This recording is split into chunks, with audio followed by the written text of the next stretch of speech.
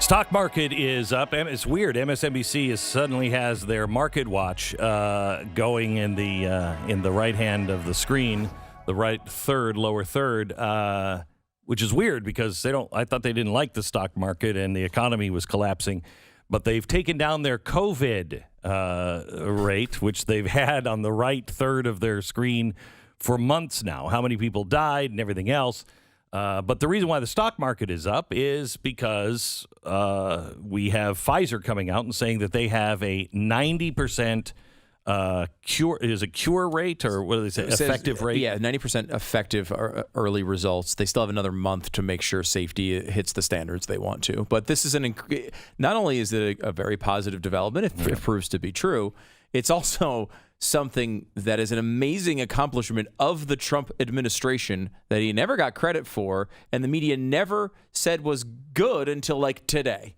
Yeah, until today, they were saying like, "Oh, I don't know if I would take." I mean, Kamala Harris was getting basically no criticism for coming out and saying that she wouldn't take it because it was developed during the Trump administration. Well, this is the same vaccine that was developed. This is the one we've been talking about the whole time. Yep. Now they're showing 90% effectiveness. And what's going to happen? They're going to now say, I guess, because Biden's president, he's going to get credit for it. That's probably what's going to happen here. Oh, I guarantee it. If it works, I guarantee an amazing job by Joe Biden. I will say Andrew Cuomo is still out there saying, like, look, it's good that we have this vaccine, but it's bad that it came out during the Trump administration because we just can't trust it. Like, what are you talking about?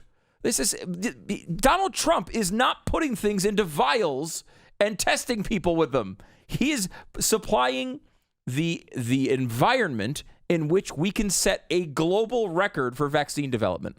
That's what Donald Trump did. He didn't actually mix a bunch of chemicals in a lab. Then why didn't Pfizer come have this news last week? You know why? Because Biden was doing it. There you go. By the way, here's a few things that Biden is probably going to take executive actions on when he first gets in. The coronavirus pandemic, day one, Biden promised to create a pandemic testing board and appoint a national supply chain commander to deal with the coronavirus pandemic. Ooh, I feel so Woodrow Wilson there. That's great. Pandemic testing board. I wonder if those will all be Trump supporters that are. Anyway, the former vice president's aide have said he's likely to invoke the Defense Production Act, which allows the president to order companies to make products necessary for national defense to build up supplies for the pandemic, according to the New York Times. He has promised to issue an executive order requiring masks on federal property, all federal property, and on all interstate transportation. Truckers, you're going to love that. You're going to love that. Day one. He is going to be sending a letter to the United Nations saying the United States intends to rejoin the Paris Climate Accord, an agreement between more than 174 countries intended to combat climate change. It's just going to do nothing but spend a lot of money. Restoring critical race theory training. This is really dangerous. Biden is likely to reverse the executive order issued by President Trump that prohibits federal agencies from conducting so-called critical race theory training. The goal of Trump's executive order was to combat offensive and anti-American race and sex stereotyping and scapegoating by prohibiting ideologies that label entire groups of Americans as inherently racist or evil from the diversity training manuals, according to USA Today. Trump called the critical race theory a sickness that cannot be allowed to continue. Well, they're going to reverse that. Also, he's going to reverse the travel bans and reverse funding for foreign groups advocating for abortion around the world. So we have those things to really look forward to, and I'm super, super excited about that. I don't know about you. Not that excited about it. I think it's going to be sort of a disaster. It's not going to be. He's not going to be a good president. The media will tell you he is a great president the entire time he's in office, but he's not going to be a good president. Although we can all hold out hope that he magically becomes competent and magically becomes intelligent and magically starts respecting the Constitution. Did you see his speech on Saturday? As little as possible. He came running out. Did you see that? I didn't see. I listened to most of it. It made him look older. He ran out and he was like, it's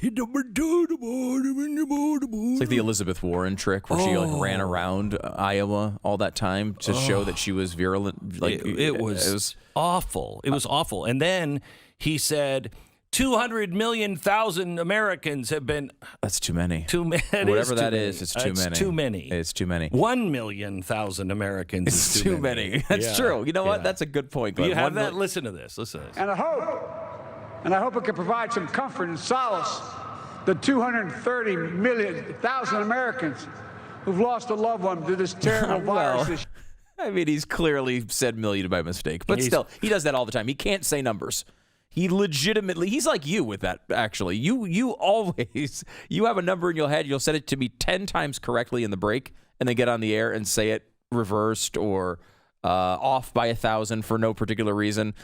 He's worse than you on this one. He is it's actually found a way to be worse than you. Well, I do it, and everybody understands that I should not be president of the United States. All right? That's fair. It's fair. I mean, everybody knows. Can you imagine me with foreign ministers or in foreign countries where I want to thank this guy over here. He's great. I think it is. That'd be terrible. I got to tell you, the thing I love about Kirk Snanik is that it punches above its weight. That's all you have to say. That's it. That's all you have to do. That's the entire Obama presidency right there.